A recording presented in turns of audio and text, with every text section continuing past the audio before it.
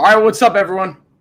We live? Yeah, looks like it. Bryce Gelman here today with a friend of the program. At this point, might be the only friend of the program. I gotta change that up. I gotta some other opinions here, but I had to bring on Gabe today. And you see the title, you know exactly what we're going to be talking about. Something that I think befuddled me, befuddled the majority of baseball fans out there, and I could not imagine how much it befuddled the Mets fan. So the one Mets fan that I think knows the most about the team is Gabe. And Gabe, how you doing today? How's everything? I know it's been a rough weekend.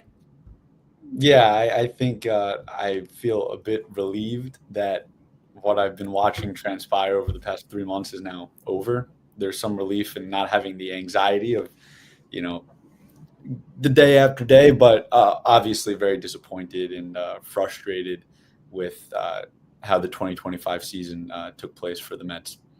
Yeah, I mean, that was an unmitigated disaster. Mets, it's them and the Dodgers. It's like 1A and 1B in terms of how much they spend on payroll. It's like $323 million versus $322 million between the two. Mets are number one, which I think says something, but they just made perhaps the biggest splash in, of course, team history, but maybe sports history in signing Juan Soto to an exorbitant contract over 15 years and $805 million potentially.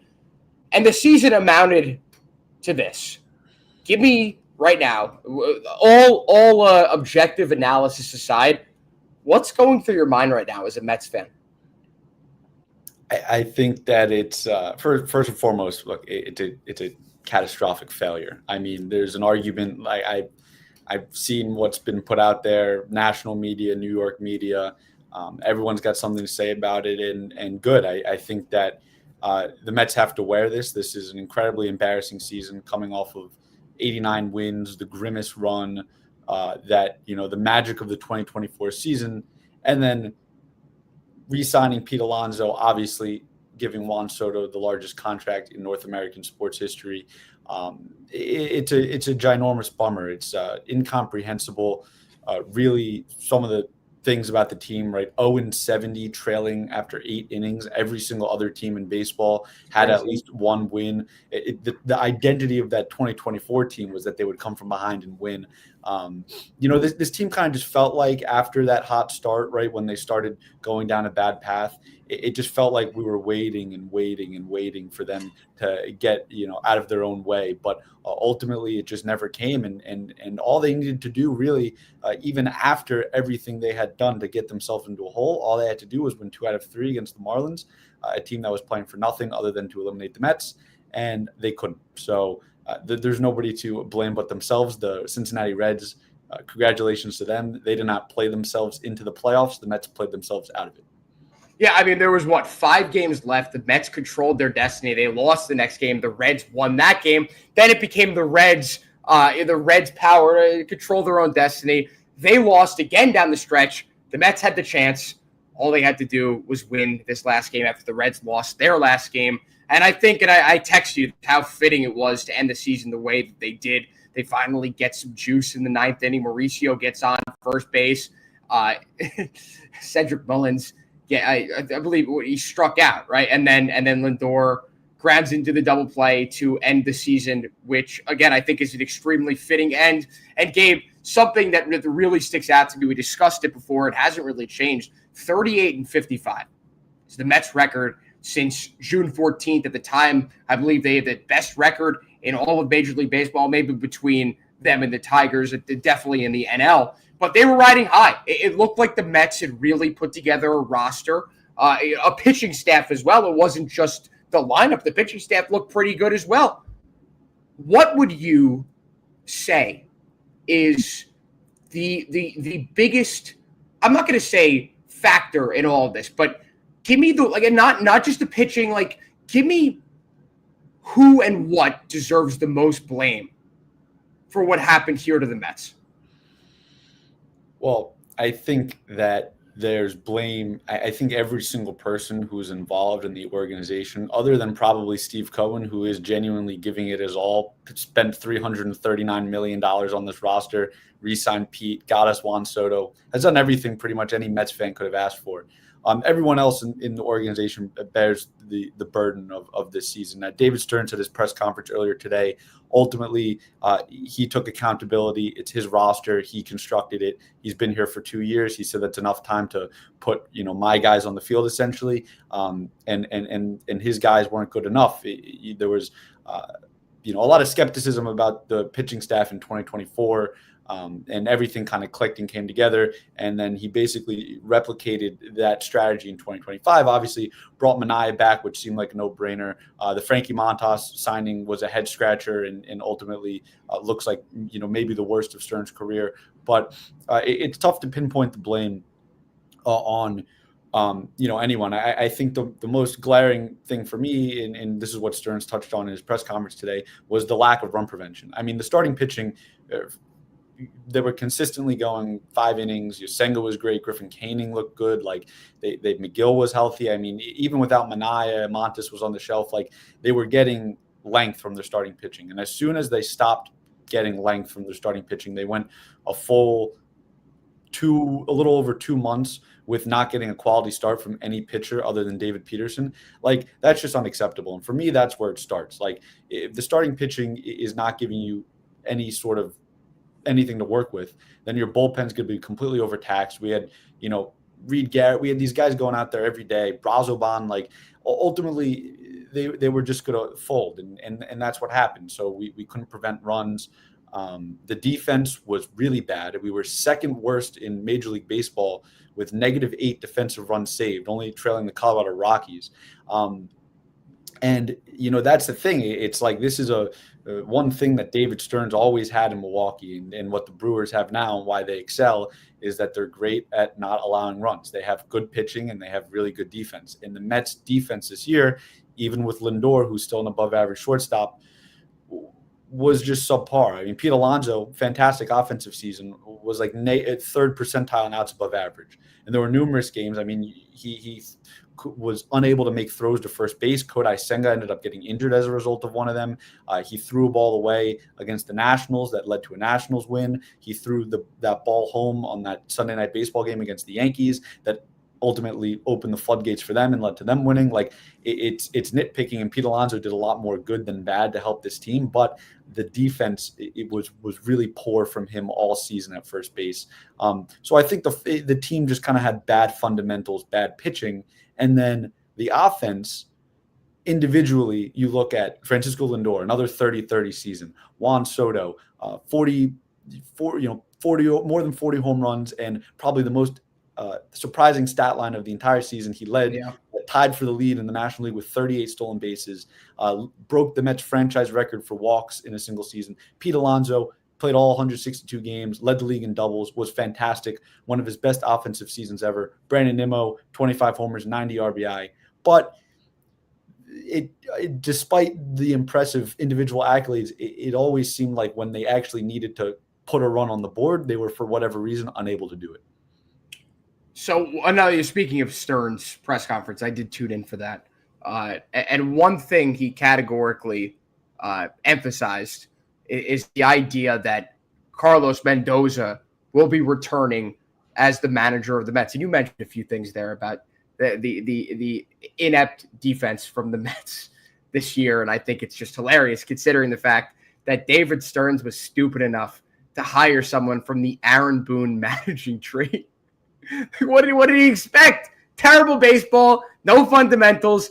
That's very telling there. But all kidding aside, Mendoza appears to be back next year. What are your thoughts on that? Like, how much responsibility do you think he needs to bear for what happened here? I think Mendoza definitely needs to bear part of the responsibility. I think it falls on Stearns, it falls on Mendoza, it falls on the players. I mean, Mendoza had, for one thing, in terms of, the team went on 3 distinct 7-game losing streaks, and the third one ended up being 8 games. That cannot happen over the course of a major league season. And it always seemed like Mendoza's answer was, we just got to get going. We have too much talent in the room.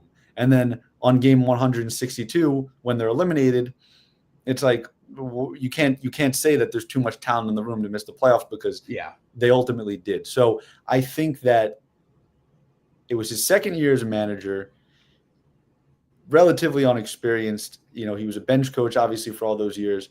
But like Mendoza, I'm fine with him coming back, because I think that stability is something that is desperately needed within the Mets. It's been a revolving door of managers and general managers, and I think that Mendoza is well regarded by the players, and that at least means something.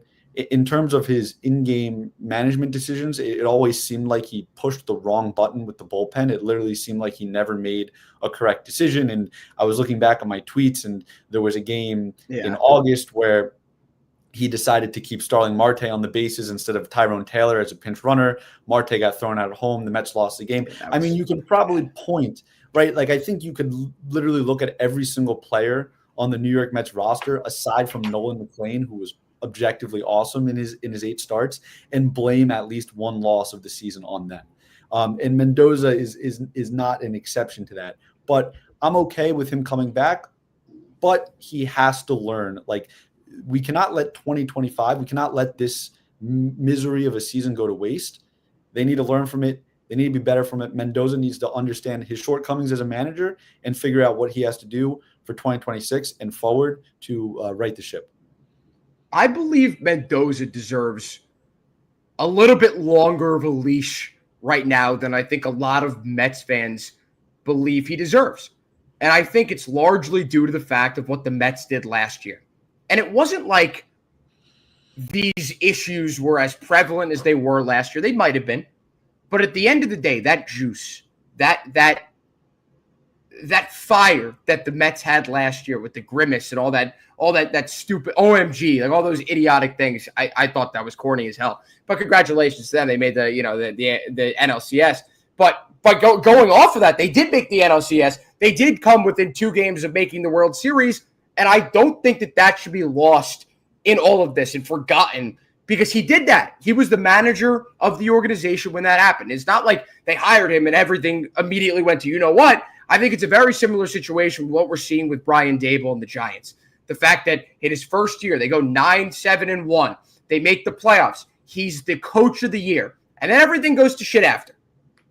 Here with the Mets, with Carlos Mendoza, I don't think after 2 years you could effectively send him to the sun just because he had, and the team had, not necessarily him, the team had an underwhelming second year of his tenure. So I look at that, and that's just, I find it very hard to understand a lot of Mets fan frustrations about Carlos Mendoza. Like, it's the player's fault at the end of the day. And I know I'm a little bit hypocritical with this because of how much I'm on Aaron Boone for all that kind of stuff. He's had 8 years. It's a completely different story. If Mendoza had 8 years and these issues, the fundamental issues, the base running, the bullpen management, if all that continued to happen, we could have a conversation of saying maybe Carlos Mendoza is not the right guy for the job. I don't think after 2 years that he deserves the criticism that he's getting from a lot of Mets fans. So here's the other thing I got. And this is what Francisco Lindor had to say after the Mets got eliminated yesterday against the Marlins. He said, and this is in response to the idea that the Mets roster is going to be changed up a lot next year because there's guys under contract whose contracts are expiring. One of them, Pete Alonso. But this is what he had to say. That's one of the reasons why this sucks. There's a lot of good guys here, and it's not going to be the same. It doesn't feel good for not accomplishing what we set out to do. So obviously this is the forefront of Lindor and everyone else involved in the Mets organization's mind. There are going to be a multitude of decisions to make this offseason. Pete Alonso, he opted out. You're David Stearns? Is Pete Alonso a Met next year? I was very wrong last offseason when I thought that Pete Alonso was a goner. And I was speaking to my dad earlier, and I said, I think there's a 10% chance at best that Pete Alonso is back with the Mets next year. I thought, at least from what I interpreted, that Pete Alonso was not the sort of player that David Stearns was super inclined to go hand out a 9-figure contract to.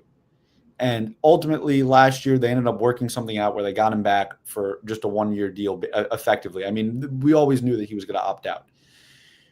And I think that the fact that Pete Alonso was re-signed, had one of the best years of his career, and maybe probably a decent chance that it is the best season that he will have for the rest of his career. The fact that he did all of those things and the Mets still missed the playoffs, I think is more validation to Stearns to justify moving on from him. With that being said, he did say in his press conference today that he loves Pete Alonso. He thinks he's been a great Met, and the same thing as last offseason, that he would love to have him back. So perhaps I'm wrong again, and I'm doing a bad job reading the tea leaves. But when you spend the entire press conference talking about how we need to get better at run prevention on both sides of the ball, and we're talking about a guy who is pretty inept at playing first base. Granted, first base is a position where you can get away with bad defense more than others, but you're already looking at a roster that has Juan Soto in right field.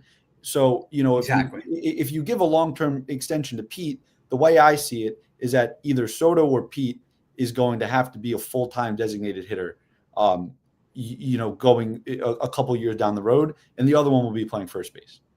So perhaps that's a major issue. Yeah, I mean, I think that's a major issue.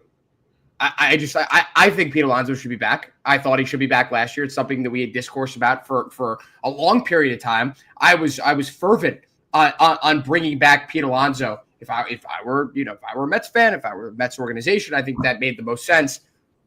Where are you replacing that offensive output if Pete Alonso's not in the lineup anymore? I think it's essential to protect Juan Soto with a guy like that off right behind him, preferably a right-handed bat. And you look at the free agency class, like, who the hell's out there? Who is a good enough replacement as a righty power bat that could hit right behind Juan Soto? No, it's a good question, and there's no one-to-one replacement. Where Pete Alonso is one of the most elite hitters in Major League Baseball. This is not someone who can be replaced one-to-one, just like the Yankees couldn't replace Juan Soto one-to-one, right? Yeah.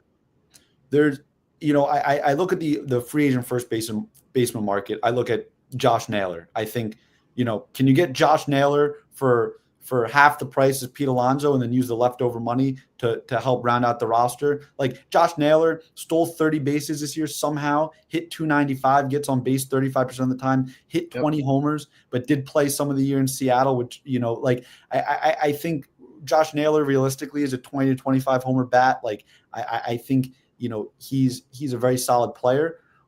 They had dialogue last offseason and a little bit at the trade deadline for Brandon Lau from the Rays, who is a second baseman but technically could play first. And then also it was rumored that they were going to pursue a trade for Yandy Diaz, who ended up having a fantastic season had Pete Alonso ended up leaving. So I think that the backup plan to replace Pete Alonso, there's no one-to-one swap. I think it would be a conglomeration of players. And I do think that if the Mets elect to let Pete Alonso walk, I think it will represent a commitment towards shaking up the core of the roster that has existed, for quite some time. And overall, I mean, Pete Alonso, fantastic Met, one of the best Mets ever. The Mets have made the playoffs in 2 of 7 seasons under Pete Alonso's tenure. If you could win 83 games and miss the playoffs with him, you could win 83 games and miss the playoffs without him.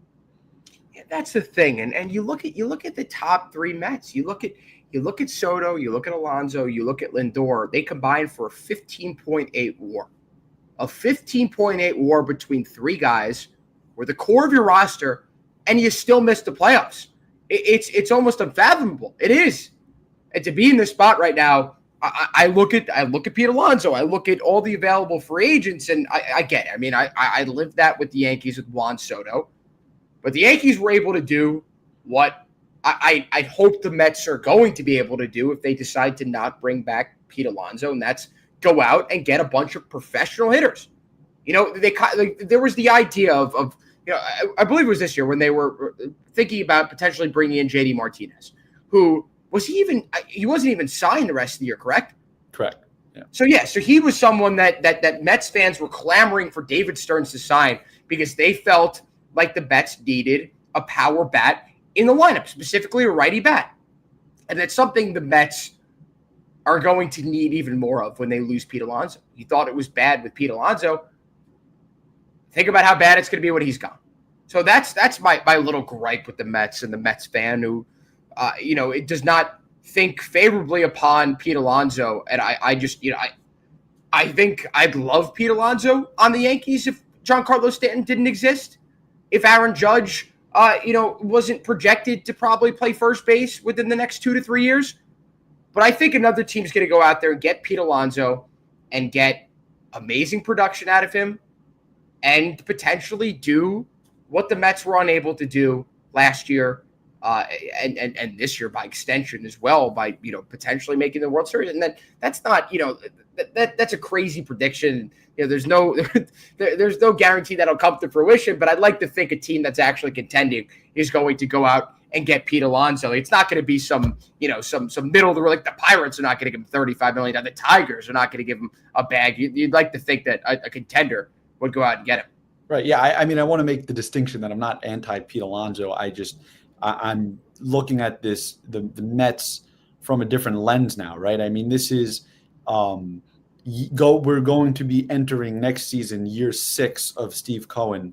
And kind of as I've seen the evolution of this team, right? I mean, look, we're with Pete Alonso, right? The production, it's like, how can you need that production? The irony is that Pete Alonso had the worst season of his career in 2024 and was a borderline. In the playoffs, who cares? Like that's how I feel. Like that's my prerogative. Judge can hit 75 home runs. He sucks in the playoffs. That obviously degrades how favorably we look upon his season. But I get it. But what I'm saying is that he had statistically the worst. Like Pete Alonso's 2024 production could have been replicated by Josh Naylor. It was replicated by Josh Naylor and better from Josh Naylor.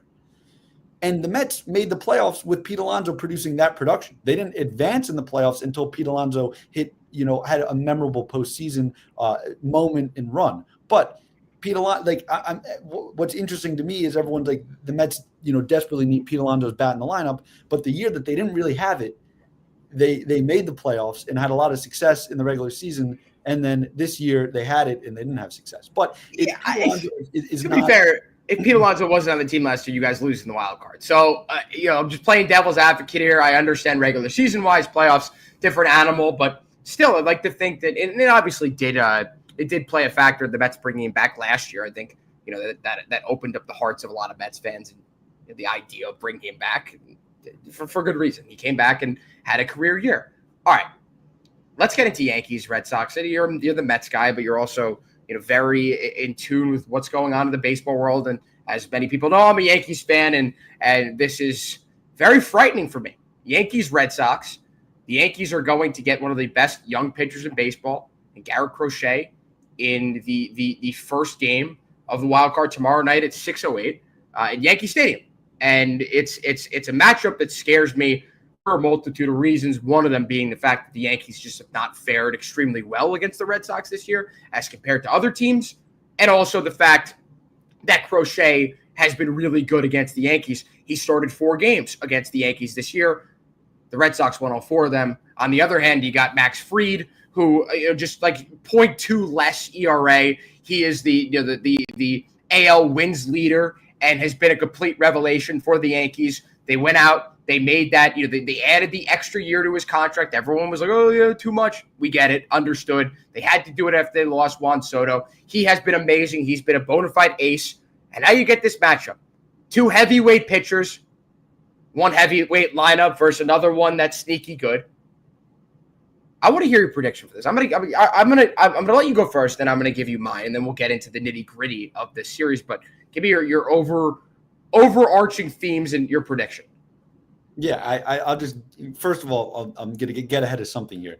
If the Yankees win the World Series this year, it will be a extremely well-earned, hard. Like last year, there was a lot of narrative about how easy of a path that the Yankees had, and basically, even though they were kind of limping into the playoffs a little bit, they went up against what was a weak Royals team and then a pretty weak Guardians team.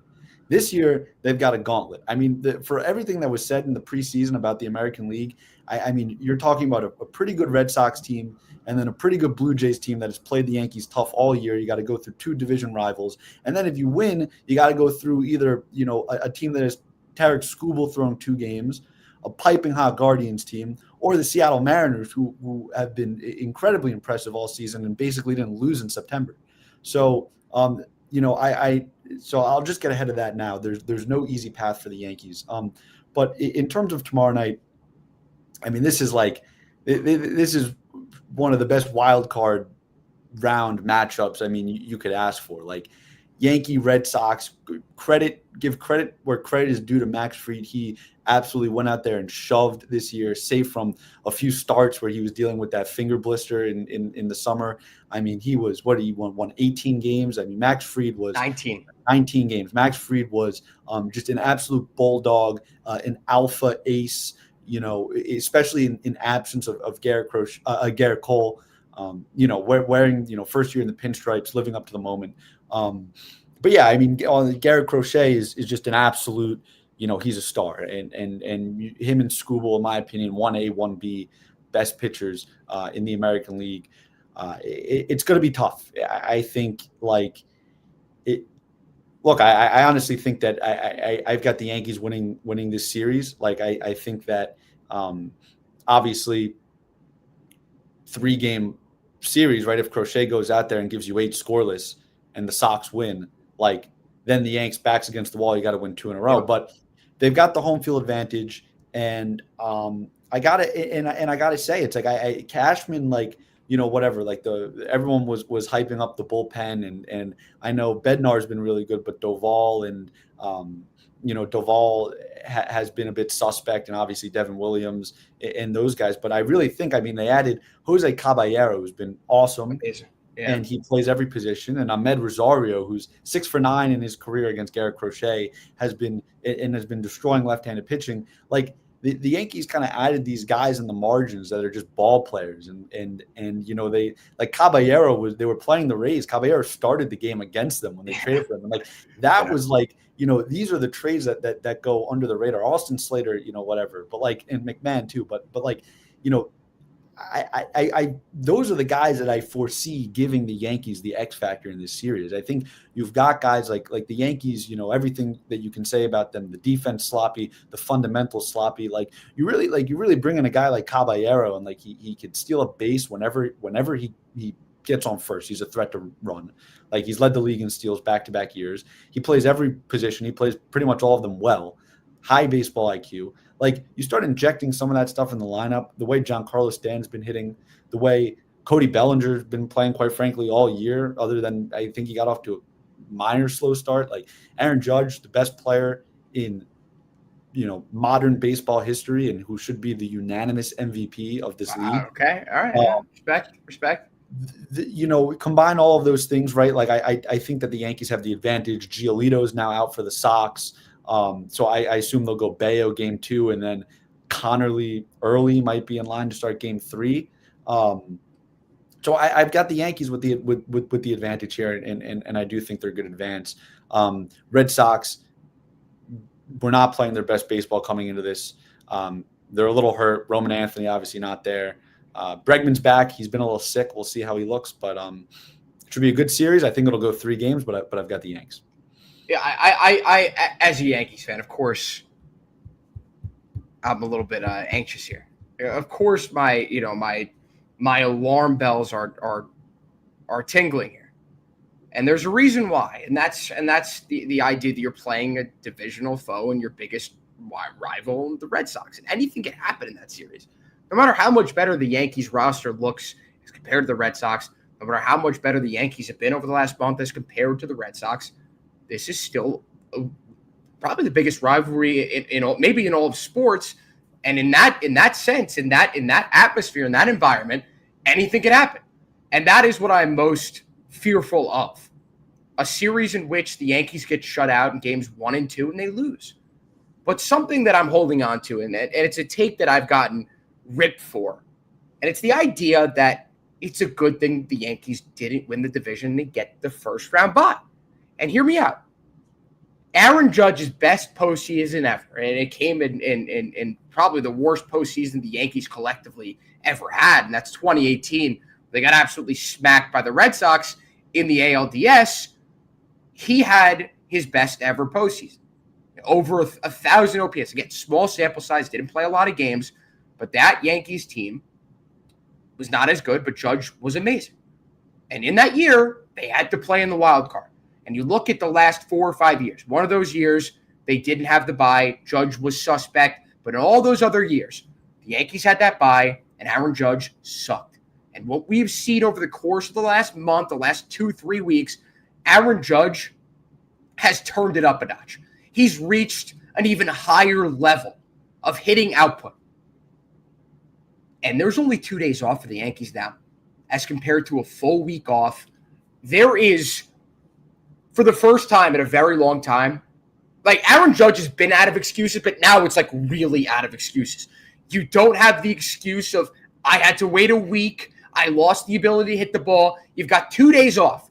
You got to come back and you got to produce. And I don't think anyone expects Aaron Judge to be the player that he is during the regular season, but is a 900 OPS, a 950 OPS too much to ask for? When he's got a 1150 OPS, he potentially might be the MVP, should be the MVP of the AL. There are no excuses for him. And the pitching, that can all go up in smoke. This Red Sox lineup is nowhere near as good as the Yankees lineup. Full stop. That's objectively true. But as I said, this is Yankees-Red Sox. Anything can happen. I think the Yankees win in 3 games. I'd like to see that happen. But would I be shocked if the Yankees lose to the Red Sox? No. And there are going to be a lot of questions if that does in fact happen. I do believe it'd be a crazy turnaround considering how good the Yankees have been over the stretch run of the season to lose 2 games or 2 games or in 3 games to the Red Sox. I feel like would be a major disaster. I think the Yankees win, and whatever happens after is obviously, it remains to be seen. But I do agree with you, the fact that they can put the narrative, if they beat these 2 teams, they get to the ALCS, that their run last year was a fluke. And listen, as a Yankees fan, I could be objective about the fact that, yeah, it was an extremely easy run. They got there. Congratulations. They were exposed on the biggest stage in all of baseball.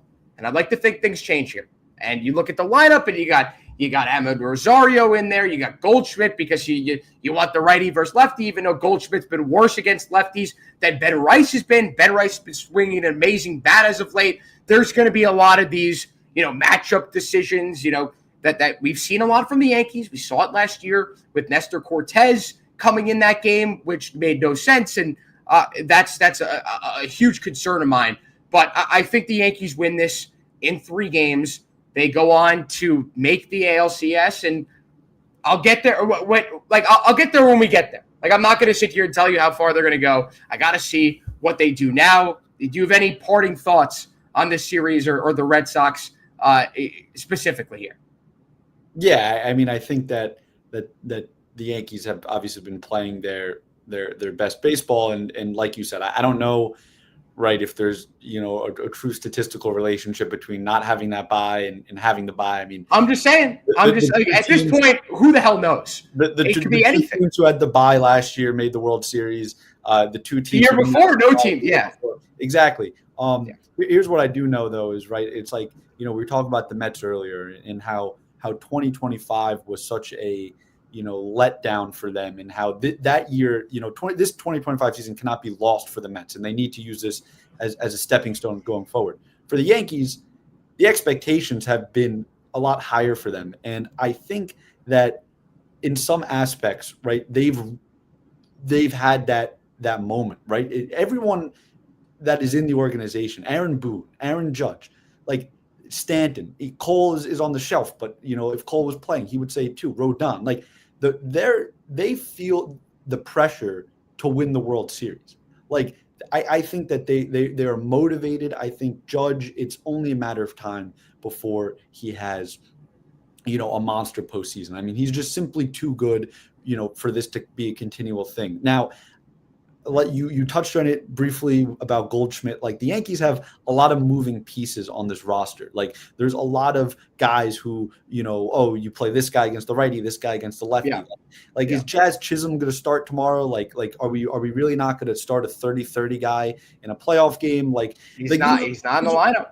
Right. He's not in the lineup. These are the sort of things, Goldschmidt over Rice, these are the sort of things, right, that if they work out, it's like Aaron Boone is a genius, Cashman's a genius, and if they don't work out, it's like the super low-hanging fruit of, like, you just put your best players in the lineup and see what happens in the biggest spot.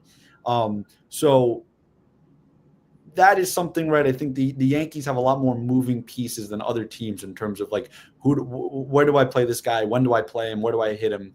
Because they've kind of been, last year it was very set in stone. It's like they had their lineup, like they rolled with that lineup. This year, a lot of moving pieces. They've got a lot of guys who play similar positions, and they got to mix and match it. But yeah, I mean, my real parting thought is, like, this is just baseball. Like, the Yankees have had a great season, 94 wins. It could end, on Wednesday night, or they could have a deep postseason run. But yeah, nonetheless, I mean, it should be fun. It's a great matchup on paper. I saw a good quote, about, like, the Mets having a good team on paper, but unfortunately the game's played on grass. So that's something. It's a good matchup on paper. Hopefully, it shows itself to be that way. As just a fan of baseball, I want to see Crochet at his best. I want to see Fried at his best, and I want to see the Yankee-Red Sox rivalry, because that's when the rivalry's at the top of its craft, the baseball is in a better place. Listen, obviously I hope the Yankees win, but I hope the rest of baseball and the fans are able to see a good series there. But obviously the hope is that the Yankees win that. Gabe, listen, it's a pleasure to always have you on. And today, we were able to fully, you were at least able to fully put into words what you saw from the Mets this past season. I don't think it takes a huge fan to be able to assume and to conclude that this is a failure of epic proportions.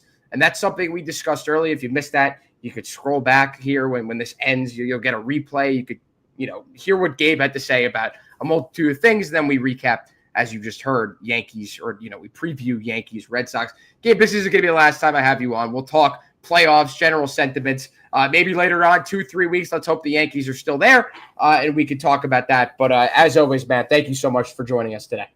Thanks for having me, Bryce.